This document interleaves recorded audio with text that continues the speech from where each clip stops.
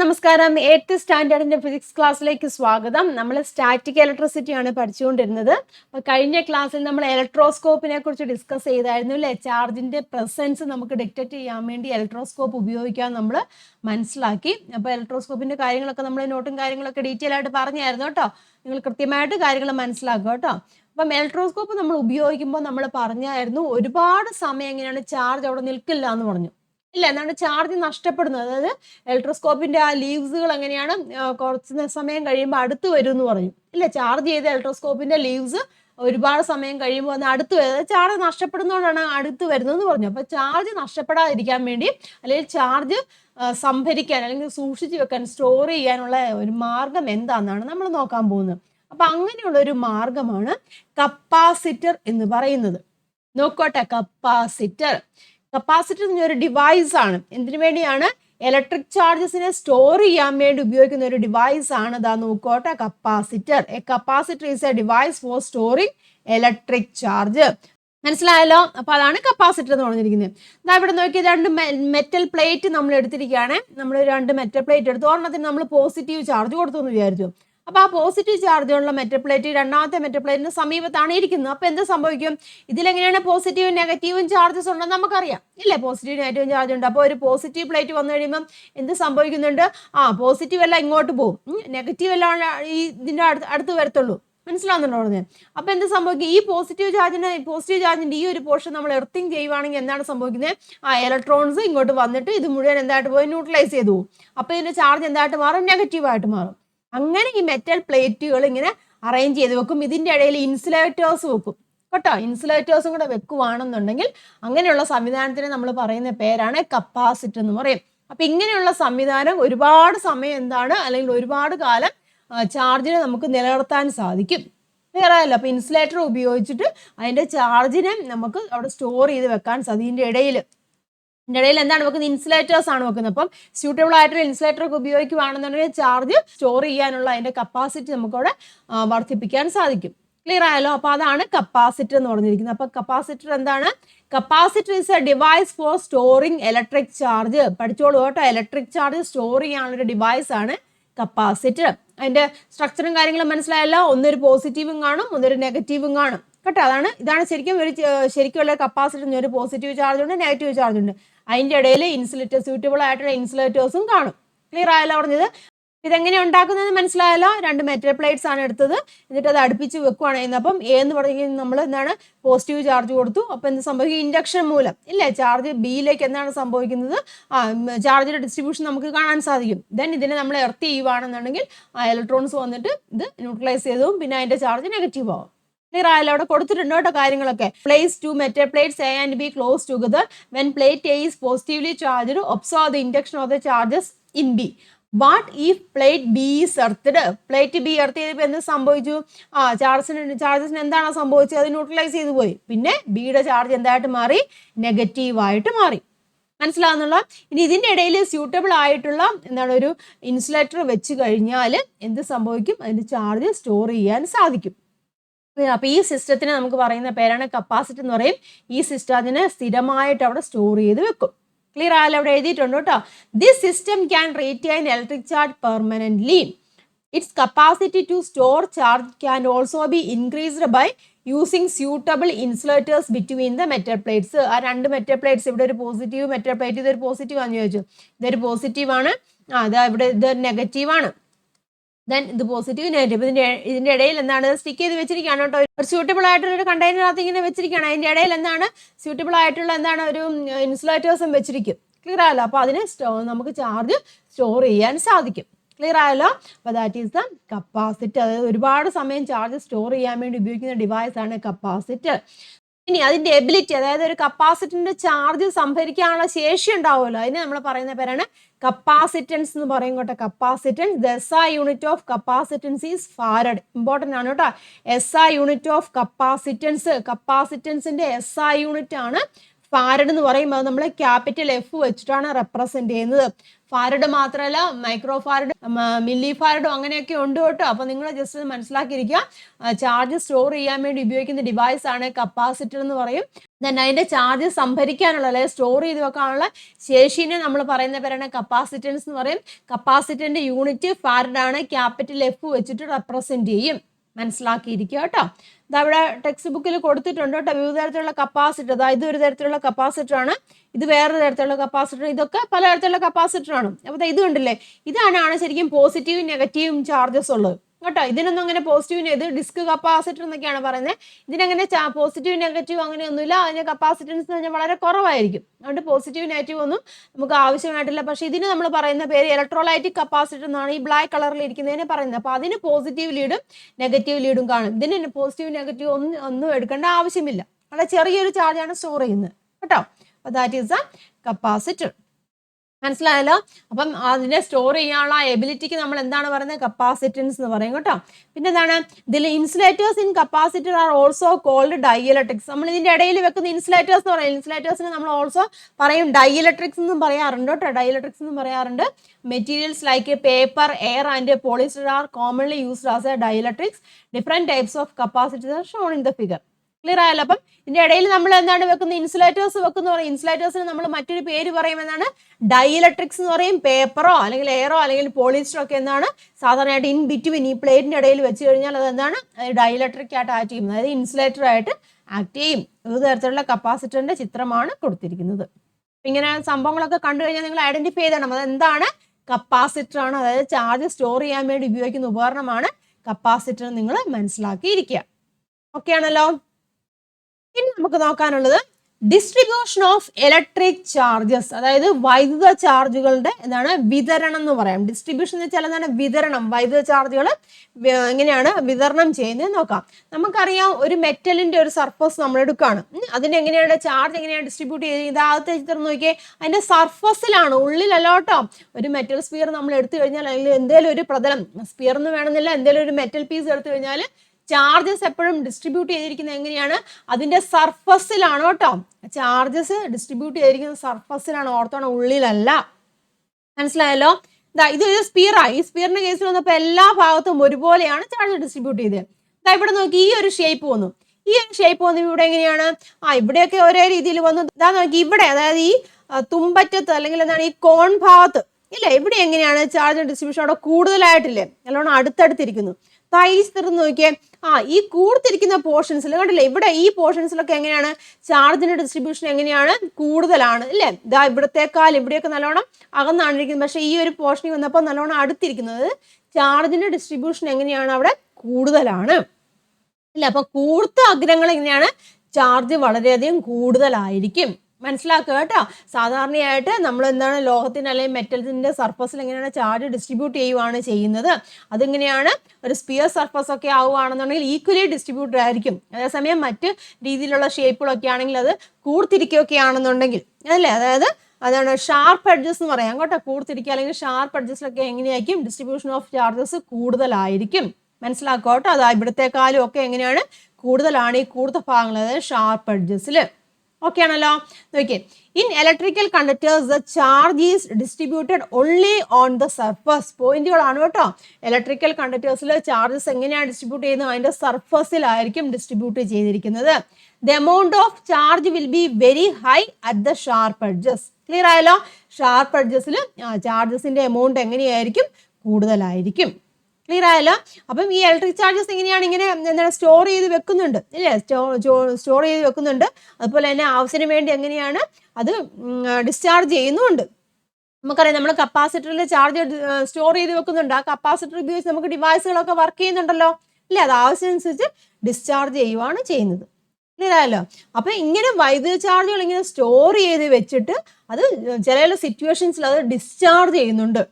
അപ്പൊ അങ്ങനെ ഡിസ്ചാർജ് ചെയ്യുന്നതിന്റെ ഫലമായിട്ടാണ് നമുക്കറിയാവുന്ന ഒരു കാര്യമാണ് മിന്നൽ ഇല്ല, ലൈറ്റനിങ് ഉണ്ടാകുന്നത്. ഇങ്ങനെ ചാർജസ് ഡിസ്ചാർജ് ചെയ്ത് പോകുന്നതിന്റെ ഫലമായിട്ടാണ് എന്തുണ്ടാകുന്നത്, മിന്നൽ അല്ലെങ്കിൽ ലൈറ്റനിങ് സംഭവിക്കുന്നത്. ക്ലിയർ ആയാലോ.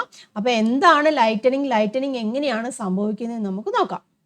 ഇതാ ഇവിടെ ഒരു ചിത്രം കണ്ടോ. ഇതെന്താണ് ഈ ചിത്രം, രണ്ട് കുട്ടികളുടെ തലമുടി ഇങ്ങനെ എന്താണ് പൊങ്ങി നിൽക്കുവാണ് അല്ലേ. അങ്ങനെ തലമുടി പൊങ്ങി നിൽക്കാനുള്ള കാരണം എന്താണ് നമുക്കറിയാം അല്ലേ, ചാർജസ് ഇല്ലേ? ചാർജസ് വരുമ്പോഴാണല്ലോ അവിടെ ചാർജ് അവരുടെ ബോഡിയിലേക്ക് നമ്മൾ പഠിച്ചതല്ലേ, ഹെയറിലേക്ക് വരുമ്പോൾ ഹെയർ ഇങ്ങനെ പൊങ്ങി നിൽക്കാനുള്ള ചാർജസ് വരുന്നതുകൊണ്ടാണ് അല്ലേ?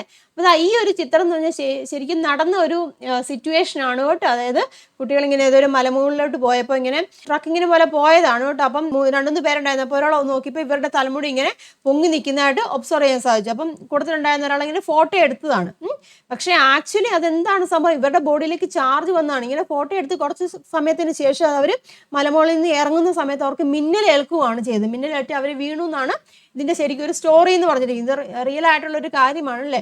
അപ്പൊ എന്താണ് ഈ ഇങ്ങനെ വരാനുള്ള ഇങ്ങനെ മുടി പൊങ്ങി നിൽക്കുന്നതിന്റെ കാരണം എന്താണ്? ചാർജസ് അവിടെ വരുന്നു, ചാർജസിന്റെ പ്രസൻസ് ഉള്ളതുകൊണ്ടല്ലേ?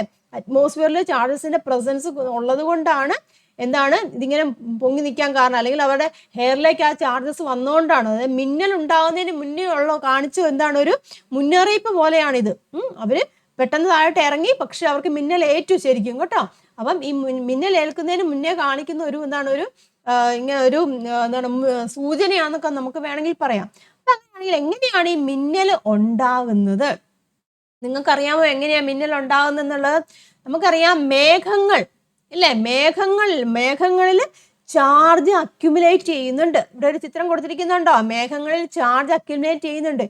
ഈ ചാർജ് അക്യുമുലേറ്റ് ചെയ്യുന്നതിന്റെ ഫലമായിട്ട് എന്താണ് അവിടെ എന്താണ് ഫ്രിക്ഷൻ മൂലം ഫ്രിക്ഷനൊക്കെ ഉണ്ടാകുന്നുണ്ട്, ഇൻഡക്ഷൻ മൂലം പല രീതിയിൽ ഈ മേഘങ്ങളിൽ ചാർജ് അക്യുമുലേറ്റ് ചെയ്യുന്നുണ്ട് കേട്ടോ. ഫ്രിക്ഷൻ മൂലം ഉണ്ടാകും, ഇൻഡക്ഷൻ മൂലം ഒക്കെ ഉണ്ടാകുന്നുണ്ട്. അപ്പൊ അതിന്റെ ഫലമായിട്ടാണ് എന്താണ് നമ്മൾ ഈ ലൈറ്റനിങ് ഉണ്ടാകുന്നത്. നമ്മളിപ്പോൾ കൺസിഡർ ചെയ്യുവാണ്, ഇപ്പം എന്താണ് ഗ്രൗണ്ട് ലെവലിൽ നിന്ന് ഒരുപാട് ഉയരത്തിലാണ് മേഘങ്ങൾ. നമുക്കറിയാം അല്ലേ, ക്ലൗഡ്സുകൾ ഇങ്ങനെ വളരെ ഗ്രൗണ്ട് ലെവലിൽ നിന്ന് ഒരുപാട് ഉയരത്തിലാണ് ഇരിക്കുന്നത്. അപ്പം എന്താണ് ഒരുപാട് ഉയരത്തിൽ നിന്ന് ഇരിക്കുന്ന മേഘങ്ങളുടെ മുകൾ ഭാഗത്തുണ്ടല്ലോ, ഈ അപ്പർ ഏരിയ ഭയങ്കരമായിട്ടും കോൾഡ് ആയിരിക്കും. ഈ റീജിയനിലൊക്കെ ഭയങ്കരമായിട്ടും കോൾഡ് ആയിരിക്കും. അതായത് ഐസ് കണങ്ങളൊക്കെ ആയിരിക്കും അവിടെ ഉണ്ടാകുന്നത്. അപ്പം ഇവിടെ എന്താണ് മുകളിലോട്ട് പോകുന്നവരും എയറിന് നല്ലോണം ഉണ്ടല്ലോ. അപ്പം ഈ എയറിന്റെ പ്രസൻസ് മൂലം, അല്ലെങ്കിൽ എയർ ഇങ്ങനെ വായുപ്രവാഹം എന്നൊക്കെ പറയില്ലേ, ഈ വായുപ്രവാഹം ഇങ്ങനെ വരുന്നത് മൂലം ഇവിടെയുള്ള ഐസ് കണങ്ങൾ ഇങ്ങനെ എന്താണ് ഫ്രിക്ഷൻ സംഭവിക്കും, തമ്മിൽ ഉരസി ഘർഷണം വഴി അവിടെ ഇലക്ട്രോൺസിനെ അവിടെ എന്താണ് ട്രാൻസ്ഫർ ചെയ്യും. ഇവിടെ ഐസ് ക്യൂബ്സ്, ഐസിന്റെ ചെറിയ പാർട്ടിക്കിൾസ് ആണുള്ളത്. അപ്പൊ ഈ വായു ഇങ്ങനെ വരുന്നത് മൂലം എന്താണ് ഇത് തമ്മിൽ ഉരസി എന്താണ് അവിടെ നിന്ന് ഇലക്ട്രോൺസ് അവിടെ ട്രാൻസ്ഫർ ചെയ്യുകയാണ് ചെയ്യുന്നത്. മനസ്സിലാകുന്നല്ലോ? അപ്പം ഈ ഇലക്ട്രോൺസ് ലഭിക്കുന്ന ഈ ഐസ് പാർട്ടിക്കിൾസിന് എവിടെ നിന്ന് ഇലക്ട്രോൺസ് കിട്ടുന്നുണ്ട്. അപ്പം ഇലക്ട്രോൺസ് ലഭിച്ച മഞ്ഞുകണങ്ങളുണ്ടല്ലോ, ഐസ് പാർട്ടിക്കിൾസ് എങ്ങനെയാണ് ഈ താഴ്ഭാഗത്തോട്ട് വരും. അതായത് നെഗറ്റീവ് ഇലക്ട്രോൺസ് പറയുമ്പോൾ നെഗറ്റീവ് ആണല്ലോ, നെഗറ്റീവ് ചാർജ് എല്ലാം എന്ത് സംഭവിക്കും? താഴ്ഭാഗത്തേക്ക് വരും. മനസ്സിലാവുന്നു? ഇലക്ട്രോൺ നഷ്ടപ്പെട്ടവയെല്ലാം എന്താണ് ഈ മുകൾ ഭാഗത്ത് നിൽക്കും. അതായത് പോസിറ്റീവ് ചാർജസ് എല്ലാം മുകൾ ഭാഗത്തും നെഗറ്റീവ് ചാർജസ് എല്ലാം എന്താണ് താഴ്ഭാഗത്തുമാണ് നിൽക്കുന്നത്. ക്ലിയർ ആവുന്നുണ്ടോ? പറഞ്ഞ മേഘങ്ങൾ ഇങ്ങനെ ഒരുപാട് മുകളിലാണ് ഇരിക്കുന്നത്. അപ്പം അത് മുകൾ ഭാഗം ഇങ്ങനെ നല്ലോണം കോൾഡ് ആയിട്ടിരിക്കും. അതായത് ഐസ് പാർട്ടിക്കിൾസ് ആയിരിക്കും അവിടെ ഉണ്ടായിരിക്കുന്നത്. അപ്പം ശക്തമായിട്ടുള്ള എയറിന്റെ പ്രസൻസ് മൂലം എന്താണ് അവിടെ സംഭവിക്കുന്നത്? അവിടെ കർഷണം മൂലം അവിടെ ചാർജ് ട്രാൻസ്ഫർ ചെയ്യും ഇല്ലേ? അപ്പം ഈ ചാർജ് ലഭിച്ച പാർട്ടിക്കിൾസ്, അതായത് ഇലക്ട്രോൺസ് ഇല്ലേ, അല്ലെങ്കിൽ നെഗറ്റീവ് ചാർജ് ലഭിച്ച താഴോട്ട് പോവുകയാണ് ചെയ്യുന്നത്. മേഘങ്ങളുടെ താഴ്ഭാഗത്ത് വരും. പോസിറ്റീവ് ചാർജ് ഉള്ളവ എങ്ങനെയാണ് മുകൾ ഭാഗത്ത് നിൽക്കും. അപ്പൊ ഇങ്ങനെ ഒരുപാട് ഇങ്ങനെ ചാർജസ് അവിടെ അക്യുമുലേറ്റ് ചെയ്യും ഒരുപാട്. അപ്പൊ ഈ മേഘങ്ങൾ എങ്ങനെയാണ് ഒരുപാട് ചാർജസ് ഇവിടെ ഇങ്ങനെ അക്യുമുലേറ്റ് ചെയ്തിരിക്കുകയാണ് അവിടെ ചെയ്യുന്നത്. മനസ്സിലായല്ലോ? അപ്പോൾ ഇത്രയും ഉയർന്ന ചാർജ് അവിടെ ഉള്ളത് കൊണ്ട് തന്നെ നമുക്ക് എന്താണ് ഇവിടെ എയർ എന്ന് വെച്ചാൽ എന്താണ് ഒരു ഇൻസുലേറ്റർ ആണ് അല്ലേ? അപ്പം ആ എയറിനെ തന്നെ എന്താണ് ഈ ചാർജസ് മൂലം എയറിനെ പോലും കണ്ടക്റ്റീവ് ആക്കാനുള്ള ഒരു ചാർജ് ഇവിടെ ഉണ്ടാവുന്നുണ്ട്. മനസ്സിലാവുന്നല്ലോ? അപ്പം പെട്ടെന്ന് തന്നെ എന്താണ് ഹൈ ചാർജ് ആണ് ഉണ്ടാകുന്നത്. അപ്പൊ വായുവിലൂടെ ഈ ഹൈ ചാർജസ് ഇങ്ങനെ ട്രാൻസ്ഫർ ചെയ്ത് പോവുകയാണ് ചെയ്യുന്നത്. അപ്പൊ അതുമൂലമാണ് അവിടെ ലൈറ്റനിങ് സംഭവിക്കുന്നത്. ഈ ചാർജസിന്റെ ഈ മൂവ്മെന്റ് മൂലമാണ് അവിടെ ലൈറ്റനിങ് സംഭവിക്കുന്നത് നമുക്ക് പറയാം. മനസ്സിലാവുന്നുണ്ടോ പറഞ്ഞത്? അപ്പം ഈ രീതിയിലാണ് ലൈറ്റനിങ് അല്ലെങ്കിൽ മേഘങ്ങളിൽ എന്താണ് ചാർജ് രൂപപ്പെടുന്നത്.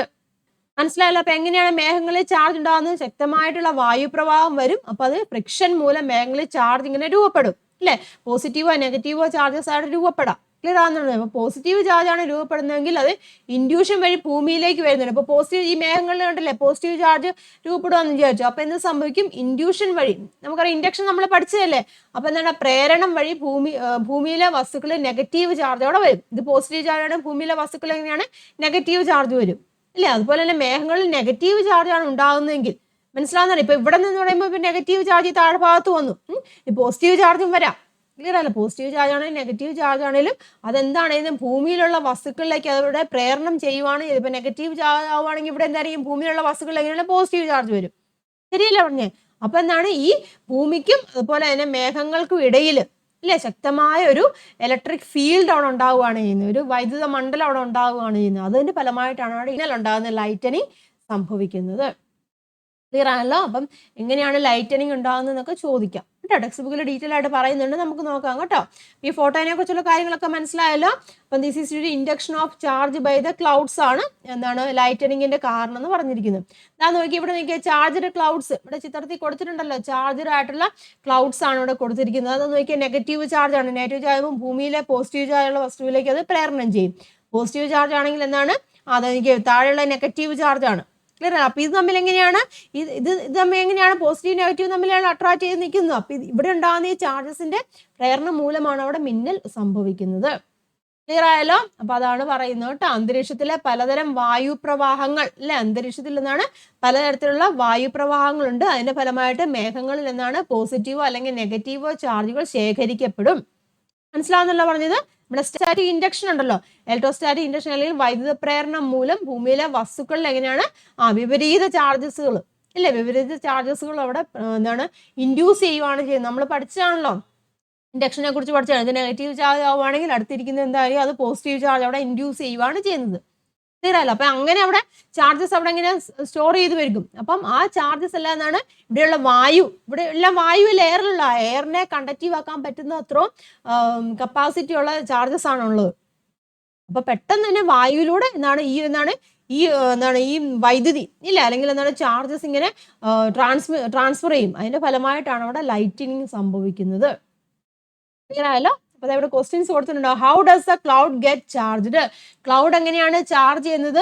അന്തരീക്ഷത്തിലെ പലതരം എന്താണ് വായുപ്രവാഹങ്ങൾ മൂലമാണ് അവിടെ ചാർജസ് ഉണ്ടാകുന്നത്. അതുപോലെ തന്നെ what type of charges are accumulated in clouds? ക്ലൗഡ്സിൽ എത്തരത്തിലുള്ള ചാർജസുകളാണ് ഉണ്ടാകുന്നത്? പോസിറ്റീവ് ചാർജും ഉണ്ട്, അതുപോലെ നെഗറ്റീവ് ചാർജും ഉണ്ട്. Why are the objects on earth oppositely charged? എർത്തിലെ വസ്തുക്കൾ, ഭൂമിയിലെ വസ്തുക്കളിൽ വിപരീത ചാർജ് ശേഖരിക്കപ്പെടുന്നത് എങ്ങനെയാണ്? ഇലക്ട്രോസ്റ്റാറ്റിക് ഇൻഡക്ഷൻ മൂലം ഇല്ലേ, ഇൻഡക്ഷൻ മൂലമാണ് എർത്തിലെ ഭൂമിയിലെ വസ്തുക്കളിൽ വിപരീത ചാർജുകൾ ഇൻഡ്യൂസ് ചെയ്യുന്നത്. മനസ്സിലായല്ലോ. അവിടെ ഞാൻ ആൻസർ കൊടുത്തിട്ടുണ്ട് കേട്ടോ. How does the cloud get charge എന്ന് ചോദിച്ചിട്ടുണ്ട്. Clouds get charged by friction between water droplets and ice particles. അല്ലെങ്കിൽ അന്തരീക്ഷത്തിലെ പലതരം എന്താണ് വായുപ്രവാഹം മൂലം നമുക്ക് വേണമെങ്കിൽ പറയാം കേട്ടോ. അന്തരീക്ഷത്തിലുള്ള വായുപ്രവാഹം അല്ലെങ്കിൽ various air currents in the atmosphere എന്നും പറയാം കേട്ടോ. ടെക്സ്റ്റ് ബുക്കിൽ അങ്ങനെയാണ് കൊടുത്തിരിക്കുന്നത്. നിങ്ങൾക്ക് എങ്ങനെ വേണമെങ്കിലും എഴുതാം കേട്ടോ. പിന്നെ എന്താണ് പോസിറ്റീവ് ചാർജ് നെഗറ്റീവ് ചാർജ് ഉണ്ടാകുന്നുണ്ട്. ഓപ്പോസിറ്റ് ചാർജ് എങ്ങനെയാണ് ക്രിയേറ്റ് ചെയ്യുന്നത്? ഇൻഡക്ഷൻ മൂലമാണ് കേട്ടോ. ടെക്സ്റ്റ് ബുക്കിൽ ഇതിന്റെ എല്ലാത്തിനും ആൻസർ കൊടുത്തിട്ടുണ്ട്, അത് വേണമെങ്കിൽ പഠിക്കാം. എന്താ അവിടെ കൊടുത്തിട്ടുണ്ട് കേട്ടോ. വേരിയസ് എയർ കറൻസ് കേട്ടോ, ഇതാണ് various air currents in the atmosphere causes positive or negative charges to accumulate in clouds അല്ലെ, ക്ലൗഡ്സുകളിൽ അല്ലെങ്കിൽ മേഘങ്ങളിൽ അല്ലെ. ക്വസ്റ്റ്യൻ എന്താണ്, what does the cloud get charge എന്നല്ലേ ചോദിച്ചിരിക്കുന്നത്. എങ്ങനെയാണ് എന്താണ് മേഘങ്ങളിലേക്ക് ചാർജ് കിട്ടുന്നതെന്നാണ് ചോദിച്ചിരിക്കുന്നത്. അന്തരീക്ഷത്തിലെ പലതരം വായുപ്രവാഹങ്ങൾ കാരണമാണ് ചാർജ് ലഭിക്കുന്നത്. ഇനി ഏതെല്ലാം ചാർജുകൾ കിട്ടുന്നുണ്ട്? പോസിറ്റീവ് നെഗറ്റീവ് എന്നുണ്ട്. ഇനി എന്താണ് ചോദിച്ചിരുന്നത്?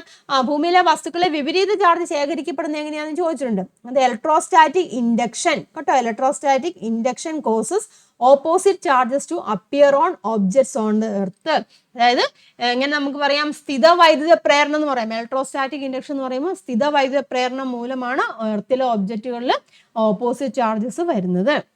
ഇനി ഇങ്ങനെ ഉണ്ടാകുന്ന electric charge thus stored is sufficient to make the air and electrical conduct. അങ്ങനെ സ്റ്റോർ ചെയ്യുന്ന ചാർജസ് ഉണ്ടല്ലോ, അപ്പം എയറിനെ കണ്ടക്റ്റീവ് ആക്കാൻ ഇല്ല എന്താണ് വൈദ്യുതചാലകമാക്കാനുള്ള കപ്പാസിറ്റി ആ ചാർജസിനുണ്ട്. This causes electricity to flow through the air in flashes and produce light. This is lightning. ഇതാണ് ലൈറ്റനിങ് എന്ന് പറയുന്നത്. അതായത് നോക്കുക, മലയാളത്തിൽ ഞാൻ ഇവിടെ കൊടുത്തിട്ടുണ്ട്. അന്തരീക്ഷത്തിലെ പലതരം വായുപ്രവാഹങ്ങൾ കാരണമാണ് മേഘങ്ങളിൽ പോസിറ്റീവോ നെഗറ്റീവോ ആയ ചാർജുകൾ ശേഖരിക്കപ്പെടുന്നത്. അതാണ് ആദ്യത്തെ ക്വസ്റ്റ്യൻ ആൻസർ. ഇനി എന്താണ്, അതെങ്ങനെയാണ് ഭൂമിയിലെ വസ്തുക്കളിൽ ഓപ്പോസിറ്റ് ചാർജസ് വരുന്നത്? സ്ഥിതവൈദ്യുത പ്രേരണം അല്ലെങ്കിൽ സ്റ്റാറ്റിക് അല്ലെ ഇലക്ട്രോസ്റ്റാറ്റിക് ഇൻഡക്ഷൻ മൂലമാണ് ഭൂമിയിലെ വസ്തുക്കളിൽ വിപരീത ചാർജുകൾ പ്രേരിതമാകുന്നത്. അങ്ങനെ സംഭരിക്കപ്പെടുന്ന വൈദ്യുത ചാർജ് വായുവിനെ വൈദ്യുതചാലകമാക്കാൻ പര്യാപ്തമാണ്. അതിനാൽ വൈദ്യുതി ഞൊടിയിടയിൽ വായുവിൽ പ്രവഹിക്കുകയും പ്രകാശം ഉണ്ടാവുകയും ചെയ്യുന്നു. ഇതാണ് മിന്നൽ. മനസ്സിലായല്ലോ. അപ്പോൾ ഹൗ ലൈറ്റനിങ് പ്രൊഡ്യൂസർ എന്ന് ചോദിച്ചാൽ അത് ഇത്രയും കാര്യങ്ങൾ എഴുതണം. ക്ലിയർ ആയല്ലോ. അപ്പം ഉയർന്ന തരത്തിലുള്ള വൈദ്യുതിയാണ് നമുക്കറിയാം മിന്നൽ ഉണ്ടാകുമ്പോൾ പ്രവഹിക്കുന്നത് ഇല്ലേ. അതുകൊണ്ട് തന്നെ അതിന് അപകട സാധ്യത കൂടുതലാണ്. അപ്പോൾ അപകട സാധ്യതയുള്ള സിറ്റുവേഷൻസ് ആണ് ഈ മിന്നൽ എന്ന് പറഞ്ഞിരിക്കുന്നത്. അപ്പം മിന്നൽ ഉണ്ടാകുമ്പോൾ നമ്മൾ ഒരുപാട് മുൻകരുതലുകളൊക്കെ സ്വീകരിക്കണം. എന്താണ് സ്വീകരിക്കേണ്ട മുൻകരുതലുകൾ എന്താണെന്ന് നോക്കിയേ. Do not seek shelter under tall or അതായത് ഒരുപാട് ഉയർന്ന അല്ലെങ്കിൽ ഒറ്റപ്പെട്ട് നിൽക്കുന്ന അങ്ങനെയുള്ള വൃക്ഷങ്ങളോ കെട്ടിടങ്ങളോ അവിടെയൊന്നും നിൽക്കരുത്. അതുപോലെ വൈദ്യുതോപകരണങ്ങൾ പ്രവർത്തിക്കുമ്പോൾ do not attempt to operate electrical appliances ഒന്നും ആ സമയം എന്താണ് ഉപയോഗിക്കരുത്. അറിയാലോ, ഇലക്ട്രിക് അപ്ലയൻസസ് ഒന്നും ആ സമയങ്ങളിൽ നമ്മൾ ഉപയോഗിക്കാൻ പാടില്ല. പിന്നെ എന്താണ്, ജനൽ കമ്പികളൊക്കെ ഉണ്ടല്ലോ, വൈദ്യുതോപകരണങ്ങളൊന്നും പ്രവർത്തിക്കാൻ ശ്രമിക്കല്, ഭിത്തിയിലൊന്നും ചാരി നിൽക്കല്ലോ കേട്ടോ. അതൊക്കെ ഓർത്താണ് കൊണ്ട് ഭിത്തിയിൽ ചാരി നിൽക്കല്. അതുപോലെ തന്നെ എന്താണ്, ജനൽ കമ്പികളും ഗ്രില്ലിലും അങ്ങനെയുള്ള ഇതിലൊന്നും നമ്മൾ പിടിക്കുകയൊന്നും ചെയ്യില്ല. അപ്പോൾ അതൊക്കെ അങ്ങനെയുള്ള കാര്യങ്ങളൊക്കെ ശ്രദ്ധിക്കുക കേട്ടോ. അപ്പോൾ മനസ്സിലായല്ലോ, ഒരു പോയിന്റ് കൂടെ നമുക്ക് ആഡ് ചെയ്യാം. Do not stand holding window bars or grills. Window ബാസിലോ അതുപോലെ ഗ്രിൽസിലോ ഒന്നും പിടിക്കുകയൊന്നും ചെയ്യല് കേട്ടോ. മിന്നലിപ്പോൾ വളരെയധികം ശ്രദ്ധിക്കണം കേട്ടോ. High amount of electricity flows when lightning occurs, therefore the risk is very high കേട്ടോ. അപ്പോൾ പ്രത്യേകം ശ്രദ്ധിക്കുക. ഓക്കെ ആണല്ലോ. ഇനിയാണ് നമുക്ക് നോക്കുന്നത് ലൈറ്റനിങ് കണ്ടക്ടർ. ലൈറ്റനിങ് കണ്ടക്ടർ എന്ന് പറഞ്ഞാൽ എന്താണ്, മിന്നൽ രക്ഷാ കവചം എന്നും പറയും കേട്ടോ. അത് അവിടെ നോക്കുക, ലൈറ്റനിങ് കണ്ടക്ടർ അല്ലെങ്കിൽ എന്താണ്, മിന്നൽ രക്ഷാ കവചം എന്നാണ് പറയുന്നത്. മിന്നൽ രക്ഷാ കവചം. എന്താണ് മിന്നൽ രക്ഷാ കവചം? എന്താ ഇവിടെ ഒരു ചിത്രം കൊടുത്തിരിക്കുന്നുണ്ടോ, വലിയ വലിയ ബിൽഡിങ്ങിന്റെ എന്താണ് മേൾഭാഗത്ത് ഇതായത് കൊണ്ടാ വെച്ചിരിക്കുന്നുണ്ട്. ഇതാണ് മിന്നൽ രക്ഷാ കവചം എന്ന് പറഞ്ഞിരിക്കുന്നത് അല്ലേ. നമുക്ക് മേഘങ്ങളിൽ കണ്ടില്ലേ, മേഘങ്ങൾ ഇവിടെ നെഗറ്റീവ് ചാർജ് ആണെന്നുണ്ടെങ്കിൽ നമുക്ക് ഇവിടെ എങ്ങനെയായിരിക്കും, ഏത് ചാർജസ് ആയിരിക്കും അക്യുമുലേറ്റ് ചെയ്തിരിക്കുന്നത്? പോസിറ്റീവ് ചാർജ് ആയിരിക്കും അല്ലേ. മനസ്സിലാവുന്നുണ്ടോ? ഞാൻ പോസിറ്റീവ് ചാർജ് ആണ്. അപ്പൊ എന്ത് ചെയ്യും, അത് നേരെ എർത്തിലേക്ക് കൊടുത്തിട്ടുണ്ട്. അപ്പൊ എന്ത് സംഭവിക്കുന്നുണ്ട്, ഇവിടെ പോസിറ്റീവ് ചാർജ് ആകുമ്പോൾ എന്താണ് സംഭവിക്കുന്നത്, ന്യൂട്രലൈസ് ചെയ്ത് പോകും അല്ലേ. അപ്പം ബിൽഡിങ്ങിന് അവിടെ എന്താണ് സംരക്ഷിക്കുകയാണ് ചെയ്യുന്നത്. കെട്ടിടങ്ങൾക്കറിയാം, മിന്നലേറ്റ് കഴിഞ്ഞാൽ എന്താണ് വലിയ നാശനഷ്ടങ്ങളൊക്കെ സംഭവിക്കുകയല്ലേ. നിങ്ങൾ കേട്ടുണ്ടായിരിക്കും തെങ്ങൊക്കെ കത്തുക എന്നുള്ളത് അല്ലേ. മിന്നൽ വരുമ്പോൾ തെങ്ങൊക്കെ കത്തുന്നതിന് കാരണം എന്താണ്, ചാർജസ് നമ്മൾ പറഞ്ഞില്ലേ, പോർഷൻസിലേക്ക് അവിടെ ചാർജസ് വരുവാണ് ചെയ്യുന്നത്, മുകൾ ഭാഗത്തേക്ക് ചാർജസ് വരുവാണ് ചെയ്യുന്നത്. അപ്പം എന്താണ്, ഹൈ ഇലക്ട്രിസിറ്റി വരുമ്പോൾ കത്തിപ്പോകാൻ ചാൻസ് ഉണ്ട്. അതുപോലെ തന്നെ ബിൽഡിങ്ങുകൾക്കൊക്കെ അപകടം സംഭവിക്കാൻ ചാൻസ് ഉണ്ട് അല്ലേ. അപ്പൊ എന്താണ്, അതിനു വേണ്ടിയാണ് ഒരു മിന്നൽ രക്ഷാ കവചം ഇവിടെ വെച്ചിരിക്കുന്നത്. കണ്ടില്ലേ, മേഘങ്ങളിൽ നെഗറ്റീവ് ചാർജ് ആണ് അവിടെ ഉള്ളതെങ്കിൽ എന്താണ് സംഭവിക്കുന്നത്, ഈ കൂടുതൽ ഭാഗങ്ങൾ ഏത് ചാർജ് ആയിരിക്കും ഉണ്ടായിരിക്കുന്നത്, ഇൻഡക്ഷൻ മൂലം അല്ല. എന്താണ്, ഇൻഡക്ഷൻ മൂലം ഇവിടെ ഏത് ചാർജ് ആയിരിക്കും, പോസിറ്റീവ് ചാർജ് ആയിരിക്കും ഇവിടെ വരുന്നത്. മനസ്സിലായില്ലേ? പോസിറ്റീവ് ചാർജ് വരാൻ കാരണം അട്രാക്ട് ചെയ്യില്ലേ. ഇവിടെ നെഗറ്റീവ് ചാർജ് ആകുമ്പോൾ ഇവിടെ പോസിറ്റീവ് ചാർജ് ആവും ഇല്ലേ. പോസിറ്റീവ് ചാർജിനെ അട്രാക്ട് ചെയ്യും. ഇലക്ട്രോസ്റ്റാറ്റിക് ഇൻഡക്ഷൻ മൂലം പോസിറ്റീവ് ചാർജ് ആയിരിക്കും അവിടെ വരുന്നത്. മനസ്സിലായല്ലോ. അപ്പൊ എന്ത് സംഭവിക്കും, ഇപ്പൊ മിന്നലിങ്ങനെ ഇവിടെ ഇങ്ങോട്ട് വരുവാ, അപ്പൊ എന്ത് സംഭവിക്കും, അത് സുരക്ഷിതമായിട്ട് എർത്തിലേക്ക് പോകും അല്ലെ, ന്യൂട്രലൈസ് ചെയ്തു പോകും. നമുക്ക് ഇവിടെ പോസിറ്റീവ് ചാർജ് വരും. അപ്പൊ എന്താണ് സംഭവിക്കുന്നത്, എർത്തിങ് ചെയ്ത് കഴിയുമ്പോൾ നെഗറ്റീവ് ഇലക്ട്രോൺസ് വന്നിട്ട് എന്ത് സംഭവിക്കും, ന്യൂട്രലൈസ് ചെയ്തു, ആ ചാർജസിനെ അവിടെ ന്യൂട്രലൈസ് ചെയ്തു. അപ്പൊ ബിൽഡിങ്ങിന് കുഴപ്പമൊന്നും ഉണ്ടാകില്ല. നേരെ തിരിച്ചാണെങ്കിൽ ഇവിടെ പോസിറ്റീവ് ചാർജ്, മേഘങ്ങൾക്ക് ക്ലൗഡ്സിന് പോസിറ്റീവ് ചാർജ് ആണെങ്കിൽ ഇവിടെ എന്തായിരിക്കും, ഇവിടെ നെഗറ്റീവ് ചാർജ് ആയിരിക്കും വരുന്നത്. മനസ്സിലാവുന്നുണ്ടോ പറഞ്ഞു? അപ്പൊ എന്ത് സംഭവിക്കും, അത് ന്യൂട്രലൈസ് ചെയ്ത് പോകും ഇല്ല, ചാർജസ് ന്യൂട്രലൈസ് ചെയ്ത് പോകും. അതുകൊണ്ട് തന്നെ ബിൽഡിങ്ങിന് അവിടെ കേടുപാടുകളൊന്നും സംഭവിക്കില്ല. ക്ലിയർ ആയല്ലോ.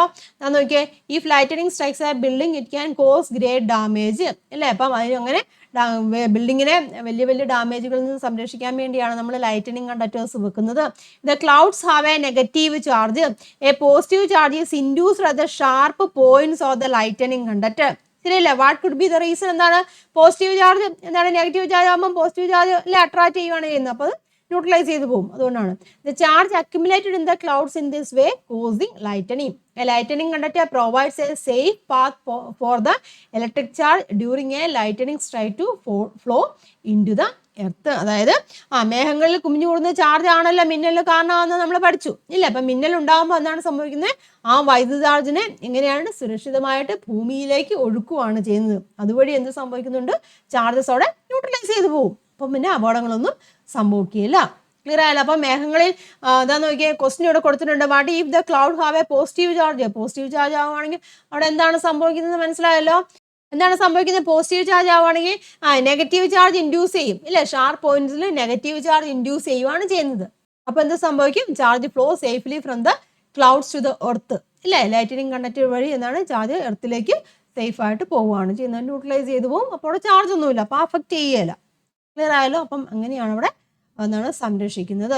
കെട്ടിടങ്ങളെ വലിയ വലിയ കെട്ടിടങ്ങളുടെ മുകളിലും വീടുകളിലൊക്കെ മുകളിലൊക്കെ ഇപ്പോൾ വെക്കാറുണ്ട് കേട്ടോ, ഇങ്ങനെ ഒരു കൂർത്ത കമ്പി പോലെ. നിങ്ങൾ ശ്രദ്ധിച്ചാൽ മനസ്സിലാക്കാൻ സാധിക്കും കേട്ടോ. അത് ലൈറ്റനിങ്ങിനെ അവോയ്ഡ് ചെയ്യാൻ വേണ്ടിയാണ് മിന്നൽ രക്ഷാ കവചം വയ്ക്കുന്നത്. ഇതാ ഇവിടെ കൊടുത്തിട്ടുണ്ട് കേട്ടോ. പോസിറ്റീവ് ചാർജ് ആവുകയാണെങ്കിൽ എന്താണ് സംഭവിക്കുന്നത് എന്നുള്ളത് കേട്ടോ. Then the negative charge is induced at the sharp points of the lightning conductor. This happens because opposite charges attract. During lightning the charge flow safely from the clouds to the earth through the lightning conductor. അങ്ങനെ ബിൽഡിങ്ങിനെ സംരക്ഷിക്കുകയാണ് ചെയ്യുന്നത്. ഇതുപോലെ തന്നെ നമ്മൾ lightening conductor പോലെ തന്നെയുള്ള മറ്റൊരു device ആണ് ലൈറ്റനിങ് അറസ്റ്റർ എന്ന് പറയുമ്പോൾ. അതായത് മിന്നലിൽ നിന്ന് സംരക്ഷിക്കാൻ വേണ്ടി ഇപ്പോൾ ഇലക്ട്രിക് എക്യുപ്മെന്റ്സും അല്ലെങ്കിൽ എന്താണ് വലിയ വലിയ കെട്ടിടങ്ങളെയും അല്ലെങ്കിൽ എന്താണ് നമ്മുടെ ഇലക്ട്രിസിറ്റി സംവിധാനങ്ങളൊക്കെ ഉണ്ടല്ലോ, വൈദ്യുത സംവിധാനങ്ങളൊക്കെ മിന്നലിൽ നിന്ന് സംരക്ഷിക്കാൻ വേണ്ടി KSEB ഒക്കെ വെച്ചിരിക്കുന്ന ഒരു ഇതാണ് ലൈറ്റനിങ് അറസ്റ്റർ എന്ന് പറയും കേട്ടോ. ഇതുപോലെ കൂടുതലായിട്ട് ഇത് KSEBയുടെ പവർ സ്റ്റേഷൻസ് ഒക്കെ ഉണ്ടല്ലോ അവിടെയൊക്കെയാണ്, അല്ലെങ്കിൽ ഈ ഇലക്ട്രിസിറ്റി പോകുന്ന ലൈനിലൊക്കെയാണ് ഈ ഒരു സംഭവം വെച്ചിരിക്കുന്നത് കേട്ടോ. അതായത് ലൈറ്റനിങ് സംഭവിക്കുമ്പോൾ കെട്ടിടങ്ങളെ നമ്മൾ സംരക്ഷിക്കുന്ന ലൈറ്റനിങ് കണ്ടക്ടർ ഉപയോഗിച്ചാന്ന് പറഞ്ഞു. അതുപോലെ തന്നെ വൈദ്യുത സംവിധാനങ്ങളെ മിന്നലിൽ നിന്ന് സംരക്ഷിക്കാൻ വേണ്ടിയാണ് നമ്മൾ ലൈറ്റനിങ് അറസ്റ്റർ ഉപയോഗിച്ചിരിക്കുന്നത്. മനസ്സിലായല്ലോ, ഇവിടെ എഴുതിയിട്ടുണ്ട് കേട്ടോ. While a lightning conductor protects the entire building from lightning, lightning arrestor is a device used to protect electrical systems from lightning. കേട്ടോ, ഇലക്ട്രിക്കൽ സിസ്റ്റത്തിനെ ലൈറ്റനിങ്ങിൽ നിന്നും, അതായത് മിന്നലിൽ നിന്നും ഇലക്ട്രിക്കൽ സിസ്റ്റത്തിനെ സംരക്ഷിക്കാൻ വേണ്ടിയാണ് ലൈറ്റനിങ് അറസ്റ്റർ ഉപയോഗിക്കുന്നത്. ബിൽഡിങ്ങിനെ സംരക്ഷിക്കാൻ വേണ്ടിയാണ് ലൈറ്റനിങ് കണ്ടക്ടർ ഉപയോഗിക്കുന്നത് നമ്മൾ പറഞ്ഞു. അതുപോലെ ഇലക്ട്രിക്കൽ സിസ്റ്റത്തിനെ, അതായത് വൈദ്യുത ഉപകരണങ്ങളെ അങ്ങനെയുള്ള സിസ്റ്റത്തിനെയൊക്കെ നമ്മൾ എന്താണ് മിന്നലിൽ നിന്ന് സംരക്ഷിക്കാനാണ് ലൈറ്റനിങ് അറസ്റ്റർ നമ്മൾ ഉപയോഗിക്കുന്നത്. അത് കൂടുതലും KSEBയുടെ ഭാഗമായിട്ടാണ് കേട്ടോ വെക്കുന്നത്. മനസ്സിലാക്കിയിരിക്കും കേട്ടോ. നമ്മൾ പറഞ്ഞു എങ്ങനെയാണെങ്കിലും ലൈറ്റനിങ് എന്ന് പറഞ്ഞാൽ ഒരു സീരിയസ് ആയിട്ടുള്ള ഒരു ഇഷ്യൂ ആണല്ലേ, വളരെ അപകടമായിട്ടുള്ള ഒരു സിറ്റുവേഷൻ ആണ്. അപ്പം മിന്നലേറ്റാൽ നമ്മൾ എന്തെല്ലാം മുൻകരുതൽ അല്ലെങ്കിൽ പ്രാഥമിക ശുശ്രൂഷകൾ, മിന്നലേറ്റാൽ മുൻകരുതലല്ല പ്രാഥമിക ശുശ്രൂഷകൾ നമ്മൾ ചെയ്യാമെന്നുള്ള ഫസ്റ്റ് എയ്ഡ് എന്തൊക്കെയാണ് കൊടുക്കാന്നുള്ളത് നിങ്ങൾ മനസ്സിലാക്കിയിരിക്കണം. എന്താണ് ആദ്യമേ ചെയ്യേണ്ടത്? The person struck by lightning should be laid flat in a well ventilated area. അതായത് മിന്നലേറ്റ ആളെ വായുസഞ്ചാരമുള്ള ഒരു സ്ഥലത്ത് നമ്മൾ നിവർത്തി കിടത്തണം. Massage the entire body to warm it up. അതായത് നമ്മൾ ശരീരം മുഴുവൻ തിരുമ്മി ചൂട് പിടിപ്പിക്കണം. പിന്നെ എന്താണ് പ്രൊവൈഡ് ആർട്ടിഫിഷ്യൽ റെസ്പിറേഷൻ, കൃത്രിമ ശ്വാസോച്ഛ്വാസം നൽകണം. അതുപോലെ ഇടവിട്ട് എന്താണ് നെഞ്ച് കേട്ടോ, apply intermediate pressure on the ചെസ്റ്റിൽ നമ്മൾ ഇടവിട്ടിട്ട് ശക്തമായിട്ട് അമർത്തണം. പിന്നെ എത്രയും പെട്ടെന്ന് നമ്മൾ ഹോസ്പിറ്റലിൽ എത്തിക്കാനാണ് നോക്കേണ്ടത്. അപ്പം മിന്നലേറ്റയാൾക്ക് നമുക്ക് കൊടുക്കുന്ന പ്രാഥമിക ശുശ്രൂഷ, ഇത് നിങ്ങൾ അറിഞ്ഞിരിക്കേണ്ട കാര്യങ്ങളാണ് കേട്ടോ. മിന്നലേറ്റയാളെ കൊടുക്കേണ്ട പ്രാഥമിക ശുശ്രൂഷകൾ എന്താണെന്ന് മനസ്സിലാക്കിയിരിക്കണം. അപ്പം ഇങ്ങനെയുള്ള കാര്യങ്ങൾ ചെയ്യുക, എന്നിട്ട് എത്രയും പെട്ടെന്ന് നമ്മൾ ഹോസ്പിറ്റലിൽ എത്തിക്കാനാണ് നോക്കേണ്ടത്. മനസ്സിലായല്ലോ. അപ്പം ഇത്രയും കാര്യങ്ങളാണ് ഈ ഒരു ചാപ്റ്ററിലുള്ളത്. അതായത് നമ്മുടെ ഇലക്ട്രിസിറ്റി, സ്റ്റാറ്റിക് ഇലക്ട്രിസിറ്റിയെ കുറിച്ചാണ് നമ്മൾ പഠിച്ചത്, സ്ഥിത വൈദ്യുതിയെ കുറിച്ചാണ് നമ്മൾ പഠിച്ചത്. ഇന്ന് നമ്മൾ ഡിസ്കസ് ചെയ്ത പ്രധാനമായിട്ട് നമ്മൾ പഠിച്ച കപ്പാസിറ്ററിനെ കുറിച്ച് പഠിച്ചു. മനസ്സിലാക്കുക, ഇലക്ട്രിക് ചാർജ് സ്റ്റോർ ചെയ്യാൻ വേണ്ടിയാണ് നമ്മൾ കപ്പാസിറ്റർ ഉപയോഗിക്കുന്നത്. കപ്പാസിറ്റൻസിന്റെ യൂണിറ്റ്, ആ എബിലിറ്റിക്ക് പറയുന്ന പേരാണ് കപ്പാസിറ്റൻസ് എന്ന് പറഞ്ഞു. അതിന്റെ യൂണിറ്റ് ആണ് ഫാരഡ് എന്ന് പറഞ്ഞു. അതുപോലെ തന്നെ നമ്മൾ ചാർജസ് ഷാർപ്പ് പോയിന്റ്സിലായിരിക്കും കൂടുതലായിട്ട് അക്യുമുലേറ്റ് ചെയ്യുന്നത് മനസ്സിലാക്കിയിരിക്കുക. ലൈറ്റനിങ് എങ്ങനെ സംഭവിക്കുന്നു കേട്ടോ, ഇത്ര ഈ പാരഗ്രാഫിൽ കിടക്കുന്ന കാര്യങ്ങളാണ്, അത് പഠിക്കുക. അതുപോലെ തന്നെ ലൈറ്റനിങ്ങിനെ പ്രൊട്ടക്ട് ചെയ്യാൻ വേണ്ടി നമ്മൾ ബിൽഡിങ്ങുകൾ ഉപയോഗിക്കുന്നതാണ് ലൈറ്റനിങ് കണ്ടക്ടർ എന്ന് പറഞ്ഞു. അതുപോലെ തന്നെ എന്താണ് ഇലക്ട്രിക്കൽ സിസ്റ്റത്തിലൊക്കെ അല്ലെങ്കിൽ എന്താണ് വൈദ്യുത ഉപകരണങ്ങളിലോ അങ്ങനെയുള്ള വലിയ വലിയ ഉപകരണങ്ങളല്ല, വൈദ്യുത സംവിധാനങ്ങളൊക്കെ സംരക്ഷിക്കാൻ വേണ്ടിയാണ് ലൈറ്റനിങ് അറസ്റ്റർ ഉപയോഗിക്കുന്നതെന്ന് പറഞ്ഞു. അതുപോലെ തന്നെ മിന്നലേറ്റ് കഴിഞ്ഞാൽ നമ്മൾ എന്തെല്ലാമാണ് പ്രാഥമിക ശുശ്രൂഷകൾ നൽകേണ്ടത്, അതും നിങ്ങൾ മനസ്സിലാക്കിയിരിക്കുക, പഠിക്കുക കേട്ടോ. ഇതൊക്കെ അറിഞ്ഞിരിക്കേണ്ട കാര്യങ്ങളാണ്. നമുക്ക് ഡെയിലി ലൈഫിൽ അല്ലെങ്കിൽ നമുക്ക് പല പല സിറ്റുവേഷൻസിലൊക്കെ ഇങ്ങനെ വന്നു കഴിഞ്ഞാൽ, കണ്ടു കഴിഞ്ഞാൽ ഹാൻഡിൽ ചെയ്യാൻ നിങ്ങൾ അറിഞ്ഞിരിക്കണം. പാനിക്കായി നിൽക്കാതെ ഹാൻഡിൽ ചെയ്യാൻ വേണ്ടി അറിഞ്ഞിരിക്കുക. ഓക്കെ ആണല്ലോ. അപ്പോൾ അതാണ് നമ്മുടെ സ്റ്റാറ്റിക് ഇലക്ട്രിസിറ്റി അല്ലെങ്കിൽ സ്ഥിത വൈദ്യുതി എന്ന് പറഞ്ഞിരിക്കുന്ന ഒരു ചാപ്റ്റർ.